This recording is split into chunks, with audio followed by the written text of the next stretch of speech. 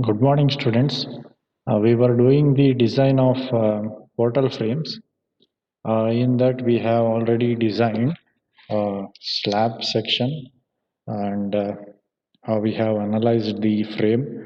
After analysis by moment distribution method, we have done the design of beams, design of columns, and now we are doing the design of foundation. So in the design of foundation, we are adopting the isolated footing design procedure. So for that, we have calculated AST for longer direction and shorter direction. Now we are going to check for shear. So we will have two types of shear. One will be one-way shear and another one will be two-way shear. That two-way shear we will call that as punching shear as well. Okay. So now for one-way shear, I believe have covered this topic in the previous class also. I will just brief it today and we'll move on to the next step. Okay, so here larger dimension of the foundation is considered as L, smaller dimension of the foundation is considered as B. So longer direction is L, which is 2000 mm. So larger direction. So if I consider larger dimension, your one-way shear will be at a distance of df. Df is nothing but effective depth of the foundation. So effective depth of foundation is df, which is 250 mm.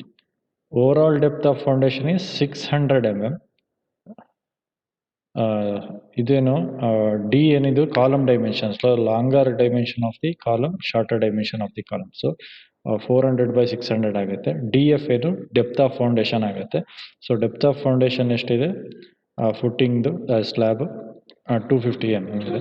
So ಆ 250 mm ದೂರದಲ್ಲಿ ಎಲ್ಲಿಂದ, from the face of the column D F distance. So D F ಈ ಫೇಸಿಂದ 250 mm ಜಾಗದಲ್ಲಿ ಈ line ಏನಿದೆ, Y Axis ಏನು ಕಾಣ್ತಾ ಇದೆ, this is the critical section for one way shear. So this is the critical section for one way shear. So this is how we have to take the critical section. So critical section distance ಎಷ್ಟಾಗುತ್ತೆ? So overall length L ಇದೆ, L/2 ಮಾಡಿದ್ರೆ so ಈ centre ಲೈನಿಂದ ಇಲ್ಲಿಗೆ distance ಆಗುತ್ತೆ. Okay, so minus this D/2. So ಇಲ್ಲಿಂದ ಇಲ್ಲಿಗೆ ಎಷ್ಟಾಗುತ್ತೆ, D/2 ಆಗುತ್ತೆ. So minus D/2. So L/2 minus L divide by 2 minus D/2 minus DF. ಅದನ್ನ ಈ ಥರ ಬರಿಬೋದು, half into L minus D minus DF. So ಅದೇನಾಗುತ್ತೆ, ಈ ಹ್ಯಾಚ್ ಪೋರ್ಷನ್ ಡಿಸ್ಟೆನ್ಸ್ ಆಗುತ್ತೆ. So this is the critical section length. Okay, therefore shear force at the critical section is given by along longer direction. So longer direction ಅಂದರೆ ಈಗೇನು ತಗೊಂಡಿದ್ದೀವಿ ಅದು, shorter direction ಅಂದರೆ ಈ ಕಡೆ ಡೈರೆಕ್ಷನ್ ತಗೊಳ್ಬೇಕು. ಆವಾಗ ಏನಾಗುತ್ತೆ, ಇಲ್ಲಿ ಎಲ್ ಜಾಗದಲ್ಲಿ ಏನಾಗುತ್ತೆ, ಕ್ಯಾಪಿಟಲ್ ಬಿ ಆಗುತ್ತೆ. ಈ ಕ್ಯಾಪಿಟಲ್ ಡಿ ಜಾಗದಲ್ಲಿ ಏನಾಗುತ್ತೆ, ಸ್ಮಾಲ್ ಬಿ ಆಗುತ್ತೆ ಯಾವಾಗ ಶಾರ್ಟರ್ ಡೈರೆಕ್ಷನ್ ಅಂತ ಬಂದಾಗ. ಸೊ ಏನಪ್ಪ formula, Q into B into critical section for one way shear. ಆ ಸೆಕ್ಷನ್ ಎಷ್ಟಿದೆ ಲೆಂತು ಅಷ್ಟು. ಓಕೆ, ಸೊ ಇದೇನಾಗುತ್ತೆ, ಏರಿಯಾ ಆಗುತ್ತೆ ಯಾವುದ್ರದ್ದು, ಈ ಹ್ಯಾಚ್ ಪೋರ್ಷನ್ ಏರಿಯಾ ಆಗುತ್ತೆ. ಯಾವುದು ಏರಿಯಾ ಅಂದರೆ ಇದು. So area into force will give you the shear force. Okay, area into shear stress will give you shear force. Stress is equal to load by area. That means shear stress is equal to shear force divided by area. So shear force is equal to shear stress into area. So shear stress ಯಾವುದು Q, shear force ಯಾವುದು V. Shear force V, shear stress Q, area B into the length of critical section, half into L minus D minus DF. So ಈ formula substitute ಮಾಡಿದ್ರೆ you will get shear force along longer direction 31.95 kilonewton, along shorter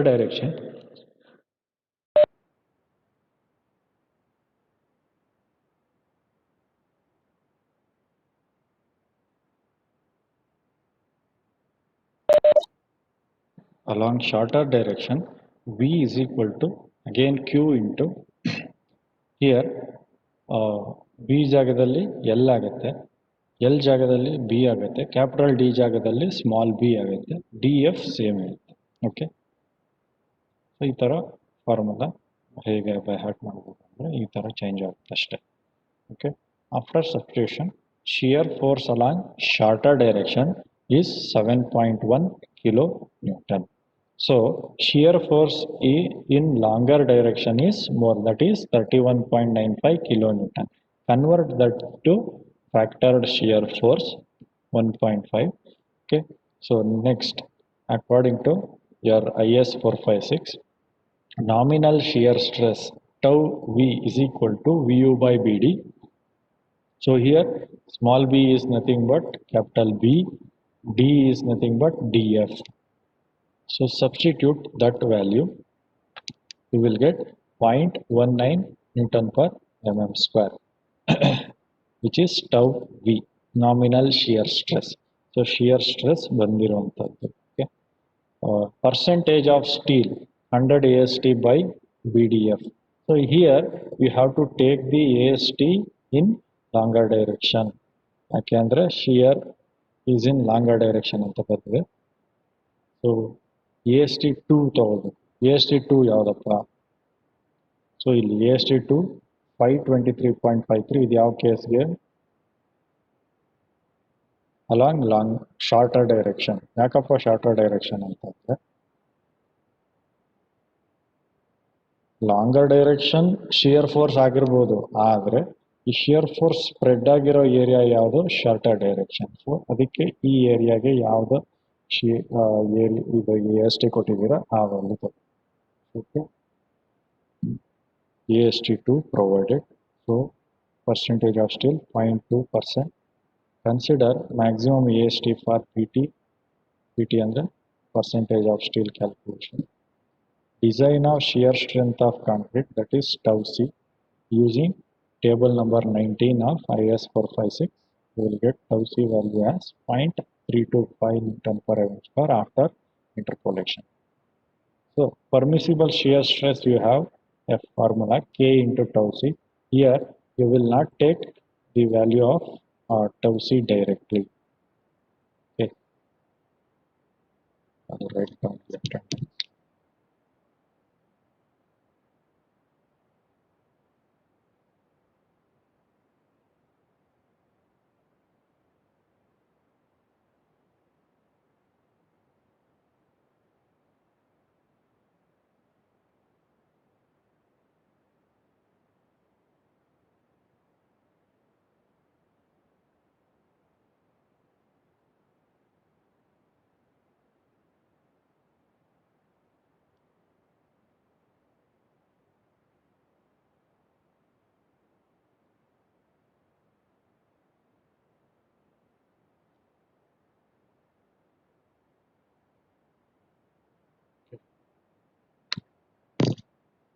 So K into tau C. So K into tau C, K value 1.1 for the depth of footing, 250 mm. So why? Because you have to refer clause number 40.2.1.1 for of IS 456. Okay.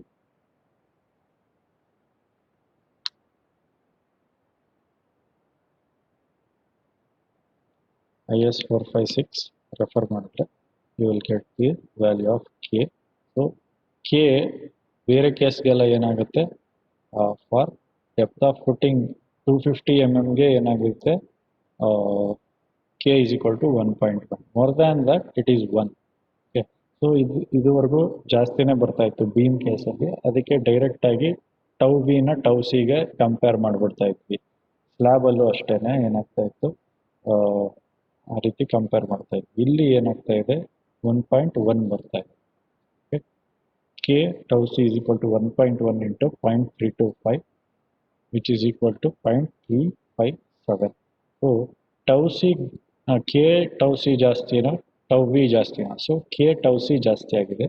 So design is safe against one way shear. So ಯಾವಾಗಲೂ tau c should be greater than tau v. So tau v ಅಂದರೆ nominal shear stress calculate ಮಾಡ್ತೀರಾ, ಅದು actual ಆಗಿ act ಆಗ್ತಿರೋದು. Tau C ಅಂದರೆ capacity, C ಅಂತಂದರೆ capacity ಅಂತ ಅಂದ್ಕೊಳ್ಳಿ. ಕೆಪಾಸಿಟಿ ಜಾಸ್ತಿ ಇದೆ ಫೋರ್ಸ್ಗಿಂತ.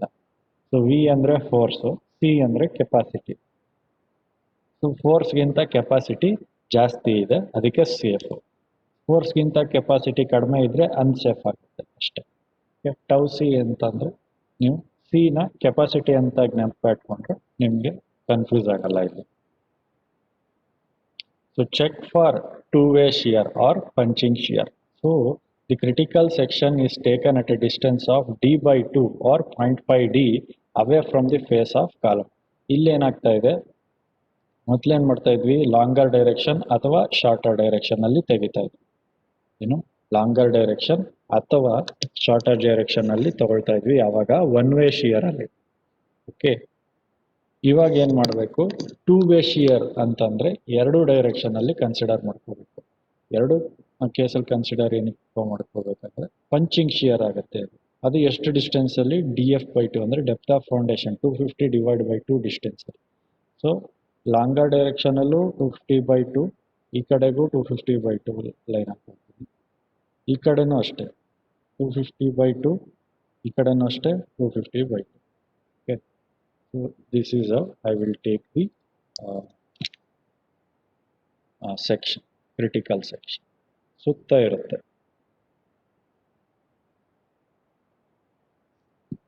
Okay.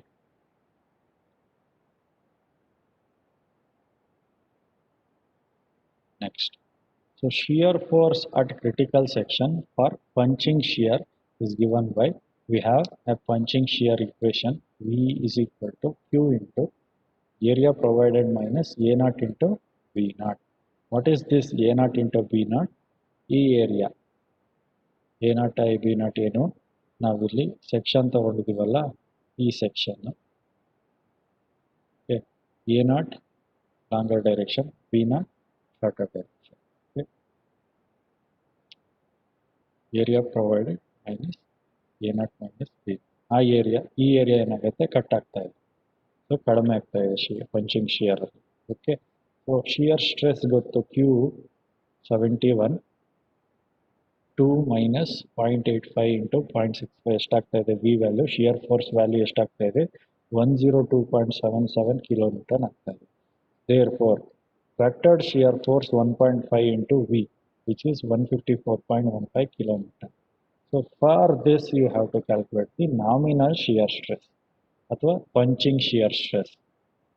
ಅಲ್ಲೇನಾಗಿತ್ತು, ಸಿಂಗಲ್ ಶಿಯರ್ ಅಲ್ಲಿ V U by B D ಇತ್ತು ಅಷ್ಟೇ, ಆರಾಮಾಗಿ ಸಬ್ಸ್ಟಿಟ್ಯೂಟ್ ಮಾಡ್ಕೊಳ್ತಾ ಇದ್ವಿ.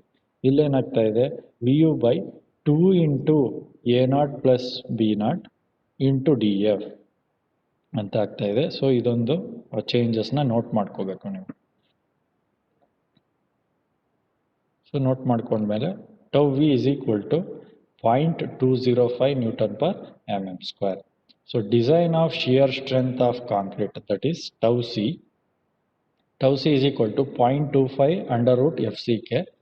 So tau c ಏನಾಗುತ್ತೆ, ಇದೊಂದು ಫಾರ್ಮುಲಾ ಕ್ಲಾಸ್ ನಂಬರ್ 31.6.3.1 ಅಲ್ಲಿ ನೋಡಬೇಕು. ಅಲ್ಲಿ ನಿಮಗೆ ಡಿಸೈನ್ ಫಾರ್ ಪಂಚಿಂಗ್ ಶಿಯರ್ಗೆ ಈಕ್ವೇಶನ್ಸ್ ಕೊಟ್ಟಿದ್ದಾರೆ. ಆ ಈಕ್ವೇಶನ್ಸ್ನ ರೆಫರ್ ಮಾಡಿಕೊಂಡು ಇಲ್ಲಿ ಡಿಸೈನ್ ಮಾಡಬೇಕು. So tau c is equal to 0.25 root FCK, which is equal to 1.25 Newton per mm square. Therefore, permissible shear stress K into tau c ಇತ್ತಲ್ಲ, ಸೊ ಇಲ್ಲಿ KS ಆಗೋಗುತ್ತೆ. So KS is equal to 1 for depth of footing 300 mm. So ಇದನ್ನು ಅಷ್ಟೇ class number 40.2.1.1 ಸಿಗುತ್ತೆ. So previous ಅಂದರೆ one way ಶಿಯರಲ್ಲಿ 1.1 ಸಿಕ್ಕಿತ್ತು K value, ಇಲ್ಲೇನಾಗ್ತಾ ಇದೆ K value 1 ಸಿಗ್ತಾ ಇದೆ. So it is nothing but K C ಅಷ್ಟೇ 1.25. ಸೊ ಕೆ ಸಿ ಕೆಪಾಸಿಟಿ ಜಾಸ್ತಿ ಇದೆಯಾ ಟೌ ವಿ ಇಂದ? ಹೌದು ಜಾಸ್ತಿ ಇದೆ. Hence it is safe against two way shear. ಅಕಸ್ಮಾತ್ ಅನ್ಸೇಫ್ ಬಂದರೆ ಏನು ಮಾಡಬೇಕು ಸರ್ ಅಂತ ಕೇಳಿದ್ರೆ, you have to increase the depth of foundation ಡೆಪ್ತ್ನ ಇನ್ಕ್ರೀಸ್ ಮಾಡಬೇಕಾಗತ್ತೆ. ಸೊ ಯಾಕಪ್ಪ ಅಂತ ಹೇಳಿದ್ರೆ, ನಾನು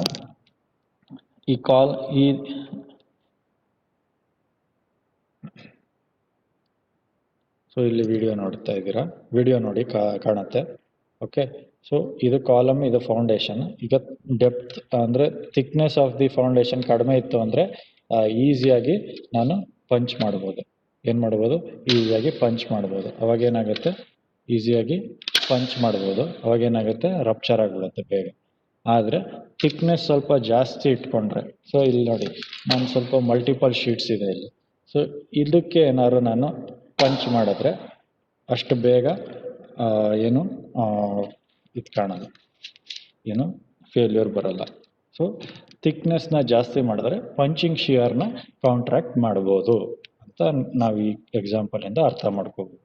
so if at all in any case if you get unsafe ಅಂದರೆ tau C is less than tau V ಅನ್ನೋ ಕಂಡೀಷನ್ ಏನಾದರೂ ಬಂತು ಅಂತ ಹೇಳಿದ್ರೆ, ಆವಾಗ you have to increase the depth of foundation. Here we are safe, so tau c is greater than tau v. So safe ಆಗಿದ್ದೀವಿ, capacity ಜಾಸ್ತಿ ಇದೆ ಅದಕ್ಕೆ ಸೇಫ್ ಆಗಿದ್ದೀವಿ, no problem. So now we are into last step of the problem.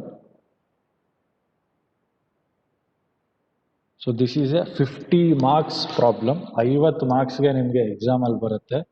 ಆಮೇಲೆ as a engineer you should know all these steps. So ಒಂದು building ಫ್ರೇಮ್ನ design ಮಾಡೋದು ಗೊತ್ತಿರಬೇಕು ನಿಮಗೆ. ಯಾಕಪ್ಪ ಈ ರೀತಿ ಎಲ್ಲ ರಿಇನ್ಫೋರ್ಸ್ಮೆಂಟ್ ಕೊಡ್ತಾ ಇದ್ದಾರೆ ಅಂತ ನಿಮಗೆ ಡೌಟ್ ಆಗಿ ಬರೋದು ಸೈಟಿಗೆ ಹೋದ್ಮೇಲೆ. ಅದಕ್ಕೆ ಈ ಚಾಪ್ಟರ್ ತುಂಬ ಇಂಪಾರ್ಟೆಂಟ್. ಯಾರಿಗೆ? ಸಿವಿಲ್ ಇಂಜಿನಿಯರ್ಸ್ಗೆ ತುಂಬ ಇಂಪಾರ್ಟೆಂಟು ಈ ಚಾಪ್ಟರು. ಮತ್ತು ಎಸ್ಟಿಮೇಷನ್ ಸಬ್ಜೆಕ್ಟು ಇದೆಲ್ಲ ತುಂಬ ಪ್ರಾಕ್ಟಿಕಲ್ ಆಗಿ ತುಂಬ ಯೂಸ್ ಆಗುವಂಥ ಸಬ್ಜೆಕ್ಟ್ಸು. ಇದನ್ನು ಯಾವುದೇ ಕಾರಣಕ್ಕೂ ನೆಗ್ಲೆಕ್ಟ್ ಮಾಡೋ ಹಾಗೆ ಇಲ್ಲ. ಸೊ ಡಿಸೈನ್ ಸಬ್ಜೆಕ್ಟ್ಸು ಮತ್ತು ಎಸ್ಟಿಮೇಷನ್ ಆ್ಯಂಡ್ ಕಾಸ್ಟಿಂಗ್ ಸಬ್ಜೆಕ್ಟು ಇದೆಲ್ಲ ಬೇಸಿಕ್ಸ್ ಆಗುತ್ತೆ. ಇನ್ನು ಉಳಿದಿರೋ ಬಿ ಸಿ, ಜಿಯಾಲಜಿ, ಇದು ಕಾಂಕ್ರೀಟ್ ಟೆಕ್ನಾಲಜಿ ಅದೆಲ್ಲ ಸ್ವಲ್ಪ ಬೇಸಿಕ್ ಥಿಯರೀಸ್ ಆಗುತ್ತೆ. ಅದೆಲ್ಲ ಗೊತ್ತಿದ್ರೆ ಇನ್ನೂ ಒಳ್ಳೆಯದು. ಆದರೆ ಸ್ಟ್ಯಾಂಡರ್ಡ್ ಆಗಿ ನಿಮಗೆ ಯಾವುದು ಗೊತ್ತಿರಬೇಕು? ಕಾಂಕ್ರೀಟ್ ಟೆಕ್ನಾಲಜಿ ಚೆನ್ನಾಗಿ ಗೊತ್ತಿರಬೇಕು, ಡಿಸೈನಿಂಗ್ ಚೆನ್ನಾಗಿ ಗೊತ್ತಿರಬೇಕು, ಮತ್ತು ಎಸ್ಟಿಮೇಷನ್ ತುಂಬ ಚೆನ್ನಾಗಿ ಗೊತ್ತಿರಬೇಕು. ಎಸ್ಟಿಮೇಷನ್ನೇ ತುಂಬ ಕಡೆ ಪ್ರಿಫರ್ ಮಾಡೋದು ಫ್ರೆಷರ್ಸ್ಗೆ. ಸೊ ಫ್ರೆಷರ್ಸು ಎಸ್ಟಿಮೇಷನಲ್ಲಿ ಚೆನ್ನಾಗಿದ್ದಾರೆ ಅಂತ ಹೇಳಿದ್ರೆ ನೀವು ತುಂಬ ಮುಂದೆ ಹೋಗ್ತೀರಾ. ಎಸ್ಟಿಮೇಷನ್ ಮಾಡ್ತಾ ಇದ್ದೀರಾ ನೀವು ಅಂತ ಹೇಳಿದ್ರೆ ಏನಂದರೆ, ನಿಮಗೆ ಯಾವುದ್ಯಾವುದೆಲ್ಲ ಮೆಟೀರಿಯಲ್ ಯೂಸ್ ಮಾಡ್ತಾ ಇದ್ದಾರೆ ಕನ್ಸ್ಟ್ರಕ್ಷನ್ಗೆ, ಏನೇನೆಲ್ಲ ಮೆಥಡ್ಸ್ ಯೂಸ್ ಮಾಡ್ತಾ ಇದ್ದಾರೆ, ಎಷ್ಟು ಏರಿಯಾ ಇದೆ, ಎಷ್ಟು ಲೇಬರ್ ಕೊಡಬೇಕು ಅನ್ನೋ ಐಡಿಯಾ ಎಲ್ಲ ಇದೆ ಅಂತ ಅರ್ಥ. So complete civil engineering knowledge estimation ಸಬ್ಜೆಕ್ಟಲ್ಲಿ ಬರುತ್ತೆ. ಆ ಎಸ್ಟಿಮೇಷನ್ ಸಬ್ಜೆಕ್ಟಲ್ಲೇ ಈಗ ನಾವು ಡಿಸೈನ್ ಮಾಡ್ತೀವಲ್ಲ, ಈ ಡ್ರಾಯಿಂಗ್ ಬರಿತೀವಿ, ಈ ಡ್ರಾಯಿಂಗಲ್ಲಿ ಎಷ್ಟು ಸ್ಟೀಲ್, ಎಷ್ಟು kg ಸ್ಟೀಲ್ ಬರುತ್ತೆ ಅಂತ ನೀವು ಎಸ್ಟಿಮೇಷನಲ್ಲಿ ಕ್ಯಾಲ್ಕುಲೇಟ್ ಮಾಡ್ತೀರಾ. ಅಷ್ಟು ಸ್ಟೀಲ್ನ ನೀವು ಸ್ಟೀಲ್ ಅಂಗಡಿಯಿಂದ ನೀವು ಆರ್ಡರ್ ಮಾಡಬೇಕು ನಿಮ್ಮ ಸೈಟಿಗೆ ತರಿಸ್ಕೊಳ್ಬೇಕಾದ್ರೆ. ಅವಾಗ ಏನು ಮಾಡಬೇಕು? ನೀವು ಎಸ್ಟಿಮೇಷನ್ ಮಾಡಬೇಕು. ಡಿಸೈನ್ ಮಾಡೋದು ಯಾವಾಗ? ನೀವು ಸ್ವಲ್ಪ ಹೈಯರ್ ಸ್ಟೇಜ್ಗೆ ಹೋದಾಗ. ಆದರೆ ನಿಮಗೆ ಡಿಸೈನು ಓದಕ್ಕೆ ಗೊತ್ತಿರಬೇಕು, ಯಾಕೆ? ಎಸ್ಟಿಮೇಷನ್ ಮಾಡೋಕ್ಕೆ ಬರಬೇಕಲ್ಲ. ಸೊ ಡಿಸೈನ್ ಓದಬೇಕಾದ್ರೆ ಏನು ಮಾಡಬೇಕು? ಡ್ರಾಯಿಂಗ್ ಕರೆಕ್ಟಾಗಿರಬೇಕು. ಆ ಡ್ರಾಯಿಂಗ್ ಕರೆಕ್ಟಾಗಿ ಬರೆಯಕ್ಕೆ ಬಂದರೆ ಆಟೋಮೆಟಿಕ್ ಆಗಿ ಆ ಡ್ರಾಯಿಂಗ್ನ ಓದಕ್ಕೆ ಬರುತ್ತೆ ನಿಮಗೆ. That is the importance of detailing in the civil engineering. So even RCC drawings as well as steel drawings ಮತ್ತು RCC ಡ್ರಾಯಿಂಗ್ಸಲ್ಲಿ ಡೀಟೇಲಿಂಗ್ ತುಂಬ ಇಂಪಾರ್ಟೆಂಟ್. ಆ ಡೀಟೇಲಿಂಗ್ ಲ್ಯಾಬ್ನ ನಾನು ಕಂಡಕ್ಟ್ ಮಾಡ್ತೀನಿ. ಈಗ ಏನಾಗ್ತಾ ಇದೆ, ಪೋರ್ಟಲ್ ಫ್ರೇಮ್ ಮುಗಿತಾ ಇದ್ದಂಗೆ ಏನಾಗುತ್ತೆ ನಿಮಗೆ, you will we will finish the subject itself. ಈಗ ಪೋರ್ಟಲ್ ಫ್ರೇಮ್ ಡಿಸೈನ್ ಮಾಡಿ ಮುಗಿಸಿದ ತಕ್ಷಣ ಏನಾಗುತ್ತೆ, ನಿಮ್ಮ ಸಿಲಬಸ್ಸು ಕಂಪ್ಲೀಟ್ ಆಗೋಗುತ್ತೆ. ಯಾವುದು design of R C C and steel ಸ್ಟ್ರಕ್ಚರ್ದು. ಇದಾದಮೇಲೆ ಇನ್ನೂ ಆಲ್ಮೋಸ್ಟ್ 1 ಮಂತ್, ಹಾಫ್ ಮಂತ್ ಅಂತೂ ಟೈಮ್ ಇದೆ. ಈ ಟೈಮಲ್ಲಿ ನಾನು ಏನು ಮಾಡ್ತೀನಿ ಅಂತ ಹೇಳಿದ್ರೆ ನಿಮಗೆ ಡಿಸೈನ್ ಡೀಟೇಲಿಂಗ್ನ ಹೇಳ್ಕೊಡ್ತೀನಿ. ಸೊ ಡಿಸೈನ್ ಡೀಟೇಲಿಂಗ್ನ ಹೇಳ್ಕೊಡ್ತೀನಿ. ಆ ಡಿಸೈನ್ ಡೀಟೇಲಿಂಗ್ನ ನೀವೇನು ಮಾಡಬೇಕಾಗತ್ತೆ, ಕ್ಯಾಡ್ ಅಲ್ಲಿ ಪ್ರಾಕ್ಟೀಸ್ ಮಾಡಬೇಕಾಗತ್ತೆ. ಓಕೆ, ಸೊ ಎಕ್ಸಾಮಿನೇಷನ್ಗೆ ಕೊಟ್ಟ ತಕ್ಷಣ ಅದನ್ನು ನೀವು ಮಾಡೋ ಹಾಗೆ ಇರಬೇಕು. ಸೊ ಕ್ಯಾಡಲ್ಲಿ, ಆಟೋ ಕ್ಯಾಡಲ್ಲಿ you have to do these drawings. ಈ ಡ್ರಾಯಿಂಗ್ಸ್ನ ಆಟೋ ಕ್ಯಾಡಲ್ಲಿ ಮಾಡಲೇಬೇಕು. ಅದಕ್ಕೊಂದು ರಿಪೋರ್ಟ್ ಕ್ರಿಯೇಟ್ ಮಾಡಲೇಬೇಕು. ಅದು ಏನೇನು ಮಾಡಬೇಕು, ಹೇಗೆ ಮಾಡಬೇಕು, ಏನೇನೆಲ್ಲ ರೆಫರೆನ್ಸ್ ತೊಗೋಬೇಕು, ಆಟೋ ಕ್ಯಾಡ್ ಹೇಗೆ ಯೂಸ್ ಮಾಡಬೇಕು ಎಲ್ಲ ನಾವು ಹೇಳ್ಕೊಡ್ತೀವಿ. ನಿಮ್ಮ one thing you should keep in mind, ಅಂದರೆ it is all dependent on your parents consent, that is true. But according to me, what you should do is, whoever has the internet access and computer at home, you practice at home itself. If you don't have the facility of a computer at home or the internet connection or a proper internet connection at home, you can come down to college with permission and with all the procedures and do the practice, because there is no excuse for learning. Should not be any excuse for learning. So ಇದೇನಾಗುತ್ತೆ, ಕಂಪ್ಯೂಟರಲ್ಲಿ CAD ಕಲಿಬೇಕು ಅಂತಂದರೆ ನಿಮಗೆ computer ಬೇಕೇ ಬೇಕು. ಓಕೆನಾ? ಮೊದಲೇನಾಗಿತ್ತು, manual drawing ಇತ್ತು, ಬಚಾವ್ ಆಗ್ತಾ ಇದ್ರಿ, ಮನೇಲಿ ಕೂತ್ಕೊಂಡು ಪೇಪರಲ್ಲಿ ಬರ್ಕೊಂಬಿಡ್ಬೋದಾಗಿತ್ತು. ಆದರೆ ಇವಾಗ ಹಾಗಲ್ಲ, ಕ್ಯಾಡಲ್ಲೇ drawing.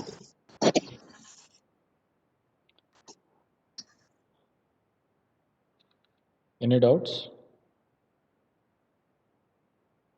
I thought someone has unmuted your.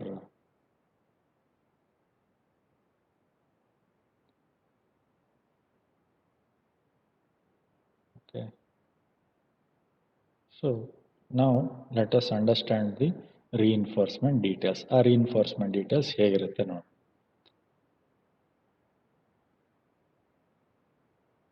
So even though the frame we have designed, we are considering the frame portion. Frame portion, since it is symmetrical in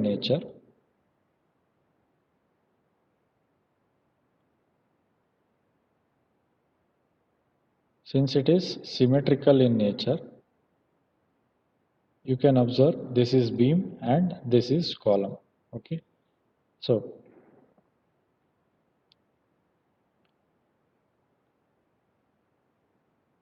ನಿಮಗೆ ಹೈಟ್ ಹೇಗೆ ಮೆಜರ್ ಮಾಡಬೇಕು ಅಂತ ಹೇಳ್ಕೊಡ್ತೀವಿ. ಸೊ ಡೆಪ್ತ್ ಆಫ್ ಫೌಂಡೇಶನ್ ಏನಾಗ್ತಾ ಇದೆ,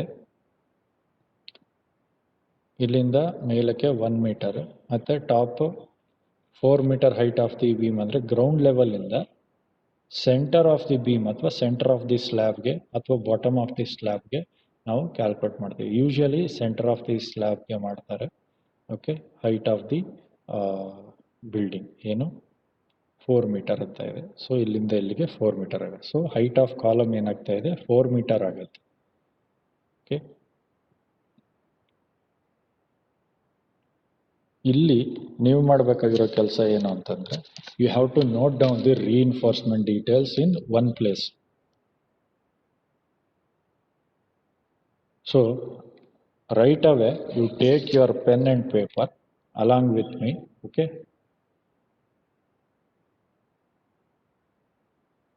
ಏನು ಮಾಡಿ ಅಂತ ಹೇಳಿದ್ರೆ, I will make you write the reinforcement details in one single sheet. ಒಂದು ಸಿಂಗಲ್ ಶೀಟಲ್ಲಿ ಏನು ಮಾಡ್ತೀನಿ, ನಿಮಗೆ ರೀಇನ್ಫೋರ್ಸ್ಮೆಂಟ್ ಡೀಟೇಲ್ನ ಬರ್ಕೊಳ್ಳಿಕ್ಕೆ ಹೇಳ್ತೀನಿ.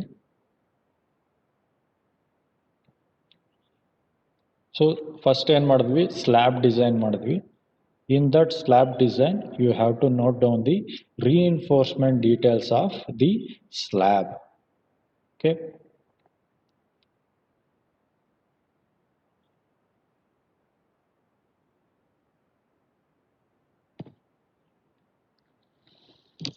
See, here in the slab we have two condition. Edge end condition.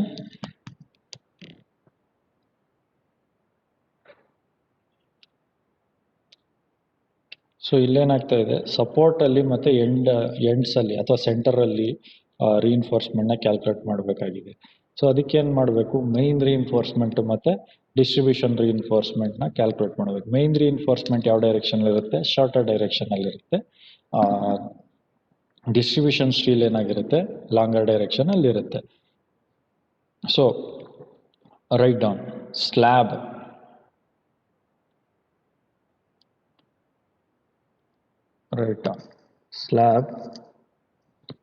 reinforcements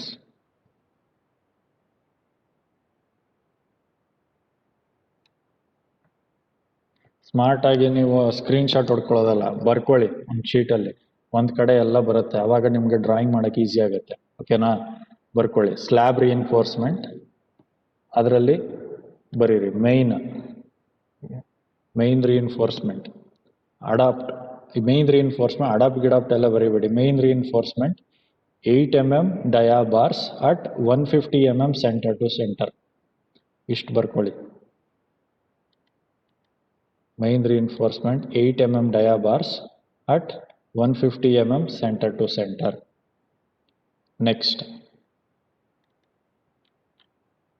next ಬರ್ಕೊಳ್ಳಿ.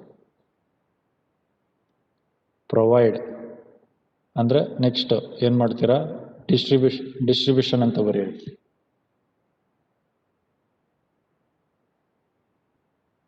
ಡಿಸ್ಟ್ರಿಬ್ಯೂಷನ್ ರಿಇನ್ಫೋರ್ಸ್ಮೆಂಟ್ ಬರ್ಕೊಳ್ಳಿ. 8 mm dia bars at 300 mm center to center. Okay, 8 mm dia bars at 300 mm center to center. Slab reinforcement ಆಯ್ತು.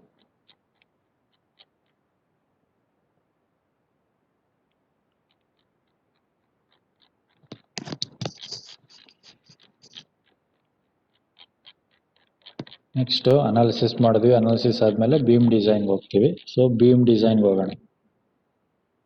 ಇದು ಬರ್ಕೊಳ್ಳಿ. Number 2. Okay, T section beam, ಇದು 2A ಅಂತ ಮಾಡ್ಕೊಳ್ಳಿ. ಯಾವುದು 2A T section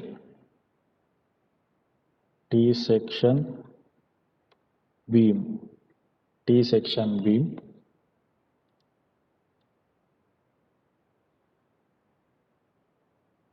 4 bars of 20 mm dia.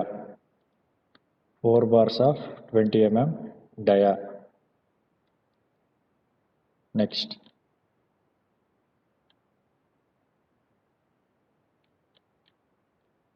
Right. 2B.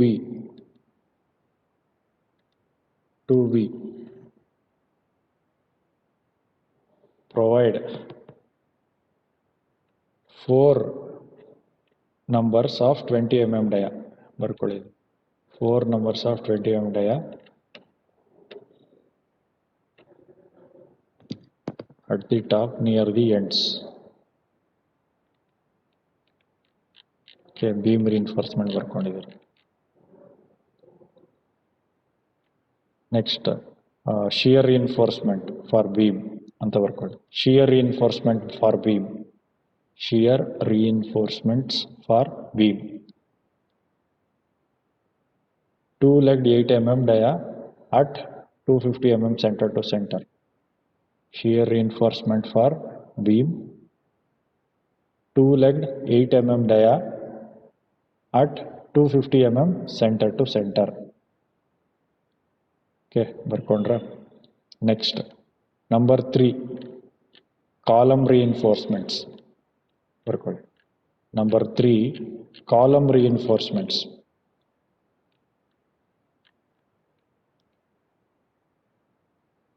Column reinforcements, right. 4 bars of 20 mm dia on each face. 4 bars of 20 mm dia on each face and 8 mm ties at 300 mm center to center throughout the column. 4 bars of 20 mm dia on each face and 8 mm ties at 300 mm center to center throughout the column. Written. Now step number 6 ಅಲ್ಲ ಈಗ ನೀವು ಬರ್ಕೋಬೇಕಾಗಿರೋದು 4 foundation reinforcement. 4 foundation reinforcement. Right. 12 mm dia at 300 mm center along longer direction. Right. Foundation reinforcement. 12 mm dia at 300 mm center to center along longer direction. Next. 10 mm dia at 300 mm center along shorter direction. Provide 10 mm dia at 300 mm center to center along shorter direction. Written. Next. So now at this point of time we have written down all the reinforcement detailing. So ಡೀಟೇಲಿಂಗ್ನ ಒಂದು ಕಡೆ ಬರ್ಕೊಂಡಿದ್ದೀವಿ. ಅದನ್ನು ಇವಾಗ drawing ನಿಮ್ಮ ಕೈಯಲ್ಲಿದೆ ಅದು, ಓಕೆನಾ? ಆ ಹ್ಯಾಂಡ್ಔಟ್ ಏನಿದೆ ಪೇಪರಲ್ಲಿ ಬರ್ಕೊಂಡಿದ್ದೀರಾ ನೀವು. ಆ ಡೀಟೇಲಿಂಗು ಈ ಡ್ರಾಯಿಂಗ್ಸಲ್ಲಿ ಹೇಗೆ ಶೋ ಅಪ್ ಆಗುತ್ತೆ ಅನ್ನೋದನ್ನು ನಾವು ಅಬ್ಸರ್ವ್ ಮಾಡೋಣ. So first we shall observe the beam. Okay, so in the beam 4 bars of 20 mm dia bars and 4 bars of 20 mm dia bars on both the faces. So bottom ಅಲ್ಲಿ ಮತ್ತೆ top reinforcement, beam reinforcement 4 number of 20 mm dia ಅಂತ ಇದೆಯಾ ನೋಡ್ಕೊಳ್ಳಿ, ಇದ್ರೆ correct. Okay, next beam stirrups shear reinforcement ಅಂದರೆ 2 ಅಲ್ಲಿ ಇರುತ್ತೆ ನೋಡಿ, 1 ಅಲ್ಲಿಲ್ಲ, ಅದು ಸ್ಲ್ಯಾಬ್ಗಾಗುತ್ತೆ. ಸ್ಲ್ಯಾಬ್ದು ಸಪ್ರೇಟ್ ಆಗಿ ತೋರಿಸ್ತೀನಿ ಇಲ್ಲಿ. ಓಕೆ, ಈ ಡಯಾಗ್ರಾಮ್ ಫ್ರೇಮಲ್ಲಿ ಏನು ಬರ್ತಾ ಇದೆ, ಬೀಮ್ ಮತ್ತು ಕಾಲಮ್ ಕಾಣಿಸ್ತಾ ಇರೋದು. ಅದಕ್ಕೆ ಬೀಮು ಮತ್ತು ಕಾಲಮ್ನ ಫಸ್ಟ್ ನೋಡಿಕೊಂಡು ಫೌಂಡೇಶನ್ ನೋಡ್ಕೊಂಡು ಆಮೇಲೆ ಸ್ಲ್ಯಾಬ್ಗೆ ಹೋಗ್ತೀವಿ. ಓಕೆ, ಇಲ್ಲೇನೋ ಫ್ರೇಮ್ ಮಾತ್ರ ಕನ್ಸಿಡರ್ ಮಾಡ್ಕೊಳ್ಬೇಕು. ಏನಿದೆ ಇಲ್ಲಿ stirrup 2 leg 8 mm at 250 mm centre to centre ಇದೆಯಾ ಬೀಮ್ಗೆ ನೋಡ್ಕೊಳ್ಳಿ, ಇದೆಯಾ? ಓಕೆ. ಸೊ ಬೀಮ್ ಏನಾಗುತ್ತೆ, top reinforcement bottom reinforcement line ಥರ ಕಾಣುತ್ತೆ. ಸ್ಟಿರಪ್ಸ್ ಎಲ್ಲ ವರ್ಟಿಕಲ್ ಲೈನ್ಸ್. ಓಕೆ, ಆಮೇಲೆ ಎಡ್ಜಲ್ಲಿ you have to observe very very carefully. ಜಾಯಿಂಟ್ಸಲ್ಲಿ ಹೇಗೆ ಅಂದರೆ ಬೀಮ್ ರಿಇನ್ಫೋರ್ಸ್ಮೆಂಟ್ ಹೀಗೆ ಬಂದು ನಿಂತಿಲ್ಲ, ಇಲ್ಲಿ ಸ್ವಲ್ಪ ಎಕ್ಸ್ಟ್ರಾ ಲೆಂತ್ ಹೀಗೆ ಹೋಗಿದೆ. ಇದನ್ನು ಇವಾಗ ಡಿಸೈನ್ ಮಾಡುವಾಗ ಕ್ಯಾಲ್ಕುಲೇಟ್ ಮಾಡೋ ಅವಶ್ಯಕತೆ ಬೀಳಲ್ಲ. But while doing the estimation, you have to calculate the length of the steel reinforcement and then you have to calculate the weight of steel required for the site condition. ಅದಕ್ಕೆ ಏನು ಮಾಡಬೇಕು, ಈ extension ಲೆಂತ್ನ ನೀವು calculate ಮಾಡ್ಕೊಳ್ಬೇಕು. Okay, so bottom reinforcement ನೋಡಿ, ಇಲ್ಲಿ ಬಂದ್ಬಿಟ್ಟು ಸುಮ್ಮನೆ ಎಂಡ್ ಆಗಿಲ್ಲ, ಇಲ್ಲಿ ಬಂದು ಬೆಂಟ್ ಅಪ್ ಆಗಿದೆ. ಮೇಲ್ಗಡೆ ರಿಇನ್ಫೋರ್ಸ್ಮೆಂಟು ಅಷ್ಟೇ ಬೆಂಟ್ ಡೌನ್ ಆಗಿದೆ. So this is to provide the link between column and beam. Column ಮತ್ತು ಬೀಮ್ಗೆ ಲಿಂಕ್ ಪ್ರೊವೈಡ್ ಮಾಡಲಿಕ್ಕೋಸ್ಕರ ಈ ರೀತಿ ರಿಇನ್ಫೋರ್ಸ್ಮೆಂಟ್ನ ಪ್ರೊವೈಡ್ ಮಾಡ್ತಾರೆ.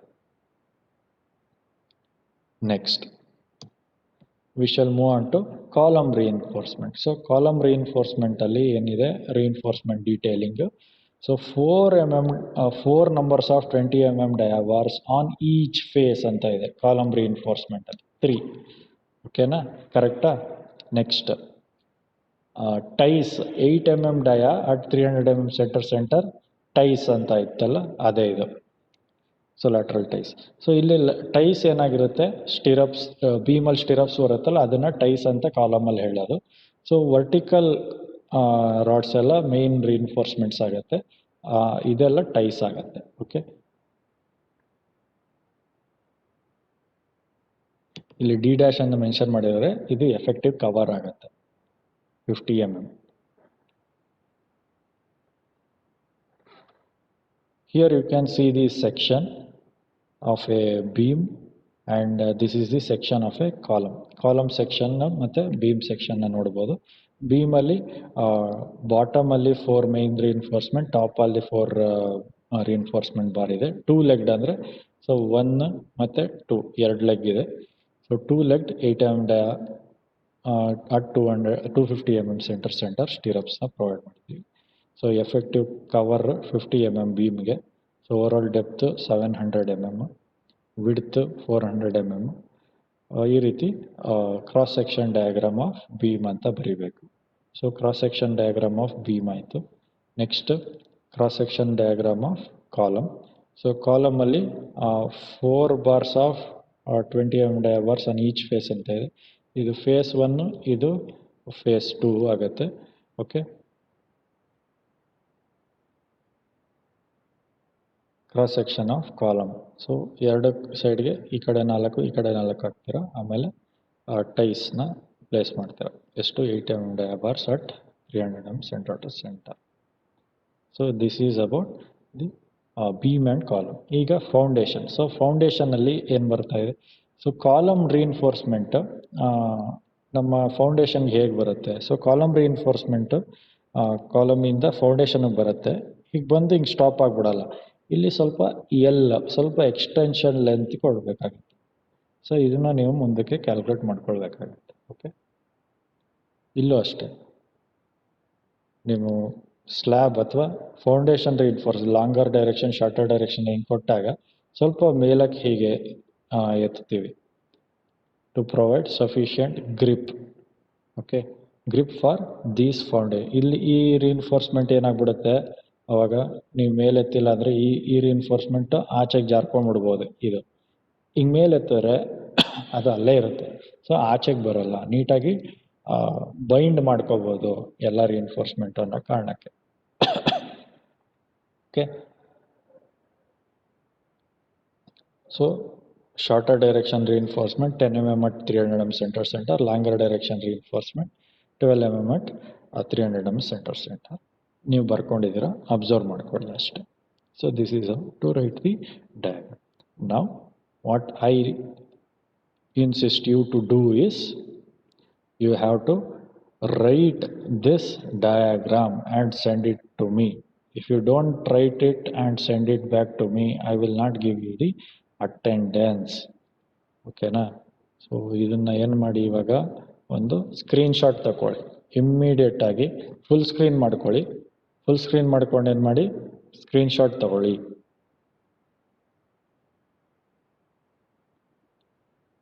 ಇಮ್ಮಿಡಿಯೇಟಾಗಿ ಫುಲ್ ಸ್ಕ್ರೀನ್ ಮಾಡಿಕೊಂಡು ಸ್ಕ್ರೀನ್ಶಾಟ್ ತಗೊಳ್ಳಿ. ಈ ಸ್ಕ್ರೀನ್ಶಾಟ್ನ ನೋಡಿಕೊಂಡು ಪೇಪರಲ್ಲಿ ಎಕ್ಸಾಕ್ಟ್ ಡಯಾಗ್ರಾಮ್ನ ಡ್ರಾ ಮಾಡಿ ನನಗೆ ನೀವು ಸೆಂಡ್ ಮಾಡಬೇಕು. ಸೆಂಡ್ ಮಾಡಿದ್ರೆ ಇವತ್ತಿನ ಕ್ಲಾಸ್ಗೆ ನಿಮಗೆ ಅಟೆಂಡೆನ್ಸು, ಇಲ್ಲ ಅಂದರೆ ಅಟೆಂಡೆನ್ಸ್ ಕೊಡಲ್ಲ. There is no attendance if you don't send me the diagram. Why I am insisting you to draw means you have to learn the drawing by drawing. By seeing you cannot learn to draw. So you have to draw it. When you draw it, you will come to know how much time you will require for this drawing, how neatly you will draw.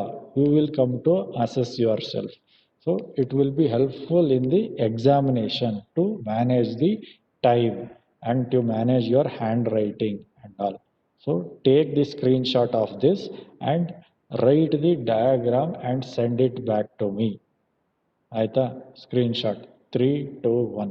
Okay, next. So you can also take the screenshot of this diagram. So this shows the section of continuous slab. Slab ಅಂತ ಅಂದರೆ continuous ಆಗಿರುತ್ತೆ, ಆದರೆ ಈ portion ಏನು ನೋಡ್ತಾ ಇದ್ದೀರಾ, ಈ ಪೋರ್ಷನ್ನ ಇದು ಮತ್ತು ಇದೇನಾಗುತ್ತೆ, ಬೀಮ್ ಪೋರ್ಷನ್ ಆಗುತ್ತೆ. ಯಾವ ಪೋರ್ಷನ್ ಇದು? ಬೀಮ್ ಪೋರ್ಷನ್ ಆಗುತ್ತೆ. ಈ ಬೀಮ್ ಪೋರ್ಷನ್, ಬೀಮ್ ಥ್ರೂ ಏನಾಗಿದೆ, ಸ್ಲ್ಯಾಬ್ ಹೋಗಿದೆ. ನಿಮಗೆ ಇಷ್ಟು ಬೇಸಿಕ್ಸ್ ಗೊತ್ತಿರಬೇಕು. ಸೊ ಇದು ಬೀಮ್ ಆದರೆ ಇದ್ರ ಮೇಲೆ ಹೀಗೆ ಸ್ಲ್ಯಾಬು ಅಂತ ನಾವು ಯಾವಾಗಲೂ ಹೇಳ್ತಾ ಇರ್ತೀವಿ. ಆದರೆ ಆ ಥರ ಆಗಲ್ಲ. ಹೇಗಿರುತ್ತೆ, ಬೀಮ್ ಡೆಪ್ತ್ ಓವರಾಲ್ ಡೆಪ್ತ್ ಇಷ್ಟಿದ್ರೆ ಅದ್ರ ಸ್ಲ್ಯಾಬ್ ಡೆಪ್ತ್ 150 ಇದ್ದರೆ ಇಲ್ಲಿಂದ ಟಾಪ್ಗೆ 150 ಇರುತ್ತೆ. ಈ ರೀತಿ ಸ್ಲ್ಯಾಬ್ ಪ್ಲೇಸ್ ಮಾಡುವಂಥದ್ದು. ಅಕಸ್ಮಾತ್ ಇದನ್ನು ಈ ರೀತಿ ಪ್ಲೇಸ್ ಮಾಡಿದ್ರೆ ಇದನ್ನು ಇನ್ವರ್ಟೆಡ್ ಬೀಮ್ ಅಂತ ಹೇಳ್ತೀವಿ. ಸಂಕನ್ ಅಂತ ಬಾತ್ರೂಮ್ಗೆಲ್ಲ ಪ್ರೊವೈಡ್ ಮಾಡಿದಿರಲ್ಲ, ಈ ಥರ ಸ್ಲ್ಯಾಬ್ ಕೊಡ್ತೀವಿ. ಈ ರೀತಿ ಸ್ಲ್ಯಾಬ್ನ ಯೂಶ್ವಲಿ ನಾವು ವಿಲ್ ಪ್ರೊವೈಡ್ ಫಾರ್ ರೀಇನ್ಫೋರ್ಸ್ಮೆಂಟ್, ಅಂದರೆ ಫ್ರೇಮ್ ಸ್ಟ್ರಕ್ಚರ್ಗೆ ಈ ರೀತಿ provide.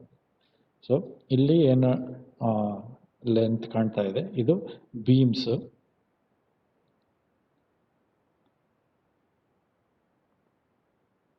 So for continuous beam slab ಏನಾಗ್ತಾ ಇದೆ ಅಂದರೆ, ಮೇನ್ ರೀಇನ್ಫೋರ್ಸ್ಮೆಂಟು ಹೇಗಿದೆ, ಕೆಳಗಡೆ ಇರುತ್ತೆ ನಿಮ್ಮ ಮೇನ್ ರೀಇನ್ಫೋರ್ಸ್ಮೆಂಟು ಇಲ್ಲಿ ಸೆಂಟರ್ ಸ್ಪ್ಯಾನಲ್ಲಿ.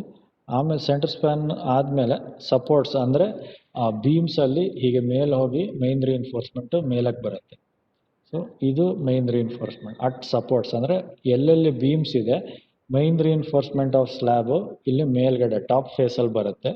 ಸೆಂಟರ್ ಸ್ಪ್ಯಾನಲ್ಲಿ ಮೈನ್ ರೀಇನ್ಫೋರ್ಸ್ಮೆಂಟ್ ಏನಾಗುತ್ತೆ ಇಲ್ಲಿ ಬಾಟಮ್ ಫೇಸಿಗೆ ಬರುತ್ತೆ. ಸ್ಲ್ಯಾಬಲ್ಲಿ main reinforcement in between the two beams you will get the main reinforcement at the bottom face. At the beam ಅಂದರೆ beam ಮೇಲೆ ಅಂದರೆ at the supports of the slab you will get at the top of the top ಫೇಸಲ್ಲಿ main reinforcement ಬರುತ್ತೆ. ಯಾಕೆ? So stand 2 ಅಲ್ಲಿ ನೋಡಿರ್ತೀರ ನೀವು, stand 2 ಅಲ್ಲಿ ಕಂಟಿನ್ಯೂಸ್ ಬೀಮು ಪ್ರಾಬ್ಲಮ್ ಮಾಡಿದ್ದೀರಾ, ನಿಮಗೆ ಗೊತ್ತು. ಓಕೆ, ಸೊ ಇಲ್ಲೇನು ಮಾಡ್ತಾ ಇದ್ರಿ, ಫಿಕ್ಸ್ಡ್ ಎಂಡ್ ಮೊಮೆಂಟ್ಸ್ನ ಕ್ಯಾಲ್ಕುಲೇಟ್ ಮಾಡ್ಕೊಳ್ತಾ ಇದ್ರಿ. ಓಕೆ, ಬೆಂಡಿಂಗ್ ಮೂಮೆಂಟ್ ಡಯಾಗ್ರಾಮ್ ಬರೀತೇನೆ. ಸೊ ಫಿಕ್ಸ್ಡ್ ಎಂಡ್ ಮೊಮೆಂಟ್ಸ್ನ ಮಾಡಿಕೊಂಡು ಆಮೇಲೆ ಅಲ್ಲೇನು ಯು ಡಿ ಎಲ್ ಇದೆಯೋ, ಪಾಯಿಂಟ್ ಲೋಡ್ ಇದೆಯೋ ಅದಕ್ಕೆ ತಕ್ಕಂಗೆ ನೀವು ಬಿ ಎಮ್ ಡಿ ಬರ್ಕೊಳ್ತಾ ಇದ್ರಿ ಅಲ್ವಾ. ಸೊ ಇವಾಗ ಏನಾಗ್ತಾ ಇದೆ, ಈ ಪೋರ್ಷನ್, ಈ ಸಪೋರ್ಟಲ್ಲಿ ಏನಾಗಿದೆ ನೆಗೆಟಿವ್, ಇಲ್ಲಿ ನೆಗೆಟಿವ್, ಇಲ್ಲಿ ನೆಗೆಟಿವ್, ಇಲ್ಲಿ positive.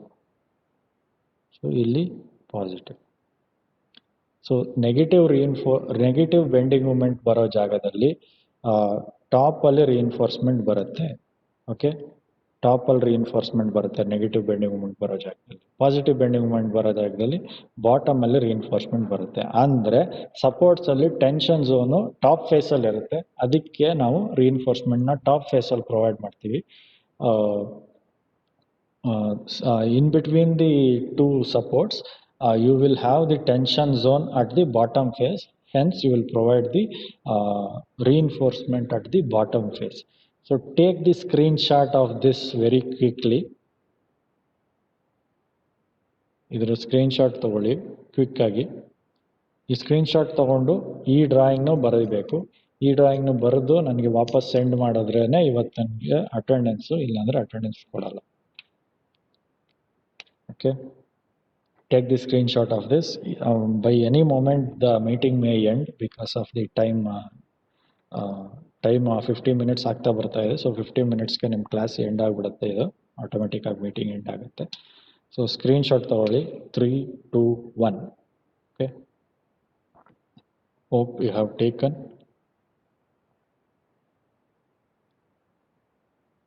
Thank you very much.